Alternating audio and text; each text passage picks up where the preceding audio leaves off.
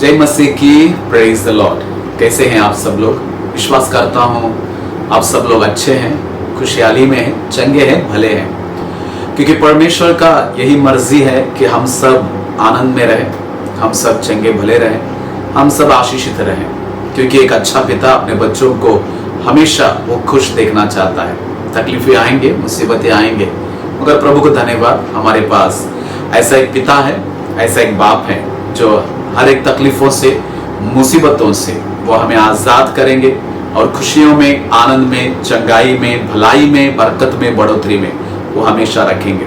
मेरे प्यारों, आज मैं आप लोगों के बीच में उत्पत्ति, बाइबल का पहला किताब जेनेसिस 18 अध्याय और 19 अध्याय के ऊपर थोड़ा सा मनन करने के लिए मैं समय निकाल रहा हूं। जी हाँ, बाइबल का पहला किताब, सृष्टि का उत्पन्न हुआ, सृष्टि का पतन भी हुआ, इंसान का उत्पन्न हुआ, इंसान का नीचे गिरना भी हुआ। कई पूर्वज लोगों के जिंदगियों के चरित्रों को, उनके परिवारों को, उनके विश्वास के जीवन को, उनके अविश्वास के जीवन को, निराशाओं को भी देखते हैं। मगर आज हम सिर्फ 18 अध्याय और 19वां अध्याय में, ये दोनों अध्याय आप लोगों ने कई बार पढ़ा रहेगा, ध्यान किया रहेगा, सुना रहेगा, मनन किया रहेगा। जी हाँ, मैं लूत के बारे में हम बात करने के लिए जा रहे हैं। अब्राहम का भाई का बेटा लूत। परमेश्वर जब अब्राहम को अपने गांव से, अपने देश से बाहर निकाला, अब्राहम आने के समय में लूत को भी अपने साथ में लेके आया। लूत का जीवन के बारे में आप सब लोग जानते हैं कि किस तरह वो अब्राहम के साथ बाहर आया, किस तरह अब्राहम के साथ बढ़ा और किस तरह अब्राहम से अलग होकर सोदोम और गोमोरा, जो पहले बहुत ही हरियाली दिख रहा था, बहुत ही आशीष का दिख रहा था, बहुत ही अच्छा दिख रहा था, उस एक जगह को लूत चुना और वहां पे जाकर वो निवास करने लगा। मगर हम सब जानते हैं कि वो सोदोम और गोमोरा पाप का शहर बन गया, वो सोदोम और गोमोरा नाश का कारण हो गया। वो सोदोम और गोमोरा के ऊपर परमेश्वर का क्रोध आया, अग्नि से वो जल कर खत्म हो गया। परमेश्वर का वचन कहता है 19वां अध्याय में, जब आसमान से जो आग उतरा और जब सरफेस, जब पूरा अग्नि उतरा, पूरा सोदोम और गोमोरा, पशु, इंसान, घर बार सब जल कर खत्म हो गया। एक क्षण में पूर्ण रीति से वो खत्म हो गया। और आज वो सोदोम और गोमोरा जो है, अभी के समय पर रेड सी, जी हाँ, लाल समुद्र जो है, उस एक जगह से वो जाना जाता है, सोदोम और गोमोरा। मगर सोदोम और गोमोरा के ऊपर आग आया क्यों, अग्नि आया क्यों? हम सब जानते हैं कि पाप के वजह से। एजकेल 16:49 में परमेश्वर का वचन कहता है कि सोदोम का ये अपराध है, वो अहंकार में, अपवित्रता में, घमंड में वो बढ़े, इसीलिए परमेश्वर का नाश वो सोदोम और गोमोरा के ऊपर आ गया। मगर मेरे प्यारों, सोदोम और गोमोरा में लूत रहता है और हम जानते हैं कि परमेश्वर लूत को बचाते हैं एक ऐसे अग्नि के नाश के द्वारा, एक ऐसे भयंकर पनिशमेंट जब सोदोम और गोमोरा के ऊपर आता है। सोदोम और गोमोरा जब सर्वनाश हो जाता है, सोदोम और गोमोरा के ऊपर जब परमेश्वर का क्रोध आता है, जब सोदोम और गोमोरा के ऊपर परमेश्वर का गुस्सा आता है, परमेश्वर का वचन कहता है कि 18 अध्याय में कि सोदोम और गोमोरा का जो चिल्लाहट है वो बढ़ गया है और उसका पाप जो है आसमान को छूने लगा, इसीलिए परमेश्वर उसके ऊपर क्रोधित हुआ। परमेश्वर का आग भेजकर, परमेश्वर ने आग भेजकर सोदोम और गोमोरा को नाश किया, ये हम सब लोग जानते हैं। मगर अब सोदोम और गोमोरा में लूत है, क्योंकि उसने चुनकर वहां पे गया था। आज मैं आप लोगों के बीच में क्यों सोदोम और गोमोरा के उस एक पनिशमेंट से, उस एक नाश से, उस एक बर्बादी से, उस एक खतरनाक भयंकर स्थिति से क्यों लूत बच गया? हम सब जानते हैं कि लूत और उसकी 2 बेटियां बच गए हैं। पत्नी बच नहीं पाई क्योंकि वो जब बाहर आई पीछे मुड़कर देखा, क्योंकि परमेश्वर ने कहा था कि पीछे मुड़कर मत देखना। वो अलग टॉपिक हो जाता है। मगर क्यों लूत बच गया, इस एक टॉपिक के ऊपर हम लोग बात करेंगे, कुछ पॉइंट्स के ऊपर हम लोग नजर करेंगे और किस तरह लूत वो सर्वनाश से बच गया, अग्नि से बच गया। अब इस एक टॉपिक को, इस एक विषय को अगर हमारी जिंदगी में देखने से, यीशु मसीह अपने 3.5 साल के सेवकाई के जिंदगी में 2 नामों को, 2 शहरों को, 2 जगहों को, 2 दुनिया को, 2 परिस्थितियों को याद करते हैं कि मनुष्य का पुत्र आने के पहले नोआ के जमाने के जैसा और लूत के जमाने के जैसा रहेगा कि लोग खाते रहेंगे, पीते रहेंगे, मजा मारते रहेंगे, पाप में रहेंगे, और अचानक जैसा नोआ के जमाने में बारिश से, पानी से वो समय खत्म हो गया और लूत के जमाने में अग्नि के साथ खत्म हो गया, उसी तरह मनुष्य का पुत्र आने के पहले ये दुनिया का परिस्थिति रहेगा। इसका मतलब है सोदोम और गोमोरा के जैसा आज हमको जो दिखाई दे रहा है वो भी नाश होने के लिए जा रहा है। नोआ के जमाने के जैसा आज हमारे सामने जो दिख रहा है वो भी खत्म होने के लिए जा रहा है। परमेश्वर का क्रोध इस एक परिस्थिति के ऊपर आने के लिए जा रहा है। यीशु मसीह आने के लिए जा रहे हैं, दूल्हा राजा आने के लिए जा रहा है, अपनी कलीसिया को बीच आसमान में उठा लिया जाएगा और वहां पे यीशु मसीह के साथ कलीसिया रहेगा। मगर मेरे प्यारो, आने वाला इस एक नाश से, आने वाला इस एक भयंकर परिस्थिति से, आने वाले इस एक सर्वनाश से, आग से, क्योंकि नया नियम में लिखा गया है कि धरती अग्नि के लिए इंतजार कर रहा है। इसका मतलब है अंत का दिन अग्नि से होने वाला है।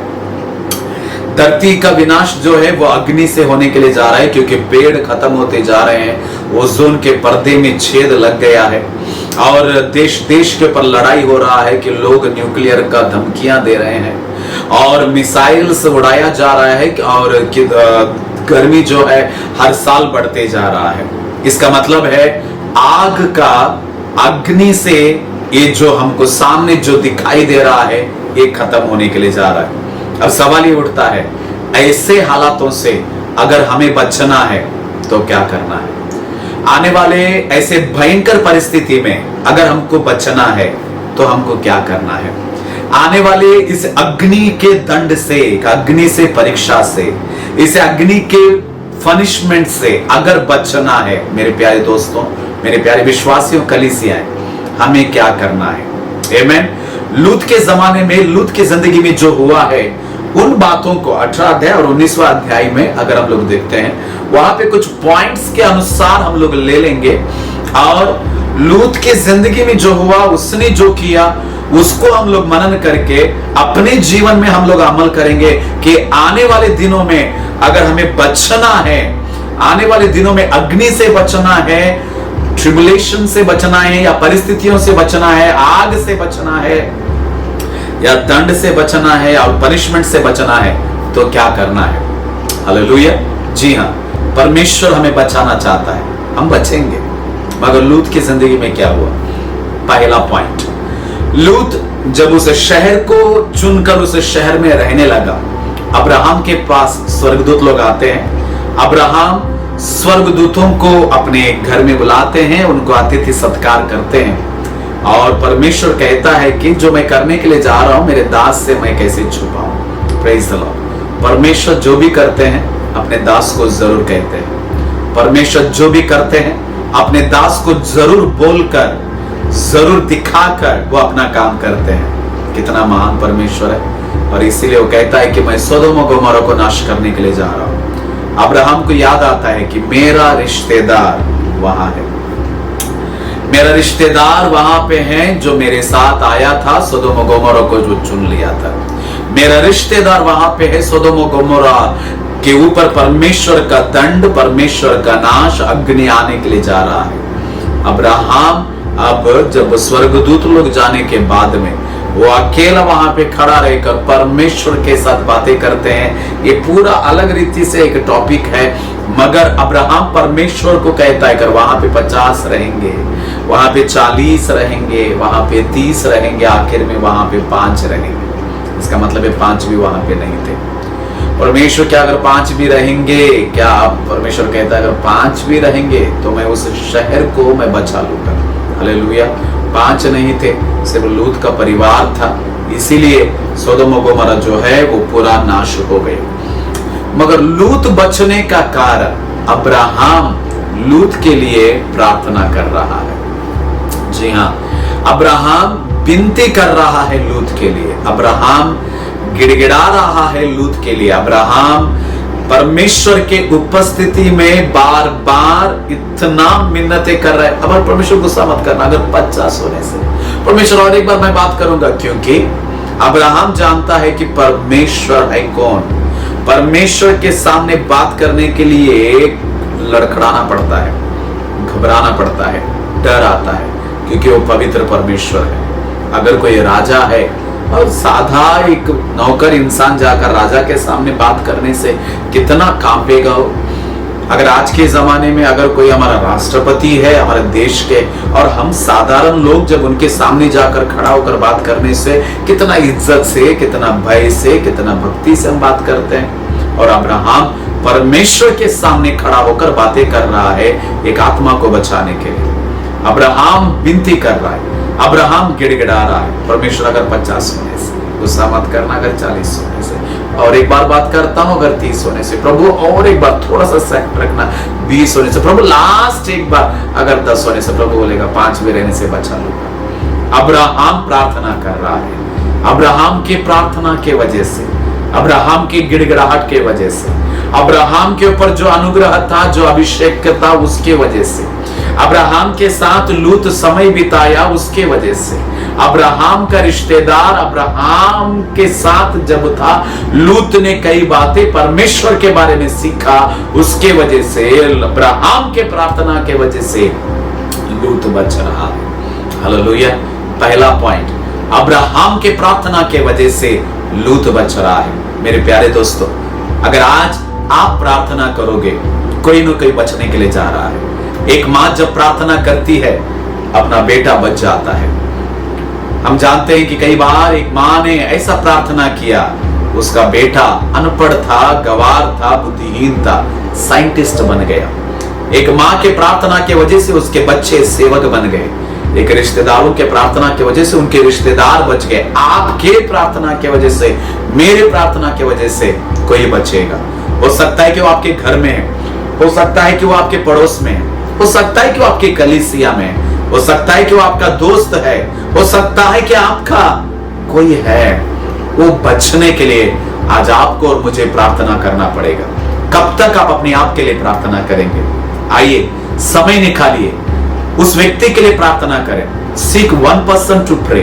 मेरा पहला पॉइंट, seek search one person to pray from right now, because of your prayer someone is going to be saved। आपके प्रार्थना की वजह से कोई बचने के लिए जा रहा है। आपके प्रार्थना की वजह से कोई उद्धार में आएगा। आपके प्रार्थना की वजह से कोई दंड से बच जाएगा, कोई नाश से बच जाएगा, कोई आग से बच जाएगा। आप तो बचे हैं, ठीक है, मगर उनके बारे में क्या जो आपके रिश्तेदार हैं? उनके बारे में क्या जो आपके दोस्त हैं? उनके बारे में क्या जो आपके ऑफिस में काम कर रहे हैं? उनके बारे में क्या जो हर रोज जब आप मार्केट में जाते हैं, कोई व्यक्ति है वहां पे, जब आप ऑटो में बैठते हैं, वो ऑटो वाला आपको लेके जा रहा है, उस व्यक्ति के बारे में क्या? प्रार्थना करें उनके लिए, क्योंकि आपके प्रार्थना की वजह से कोई लूत बचने के लिए जा रहा है। परमेश्वर आपको आशीष दे कि पहला पॉइंट ये है, आ जाओ मेरे प्यारो, कि आप किसी के लिए प्रार्थना करें। आज चुने आप किसके लिए प्रार्थना करने के लिए जा रहे हैं, उनका नाम लिखें और आज से उनके लिए प्रार्थना करने के लिए शुरू करना, क्योंकि आपके प्रार्थना के वजह से लूत बचने के लिए जा रहा। अब्राहम के प्रार्थना के वजह से लूत बच गया। पहला पॉइंट, आपके प्रार्थना के वजह से कोई बच जाएगा। अब हम दूसरा पॉइंट के ऊपर जाएंगे। पहला पॉइंट में हम लोगों ने देखा अब्राहम लूत के लिए प्रार्थना किया, लूत बच गया, और आज हम जिसके लिए प्रार्थना करेंगे वो लोग बचने के लिए जा रहे हैं। अब उस नाश से, विनाश से, अग्नि से बचने का कारण लूत कैसा बचा?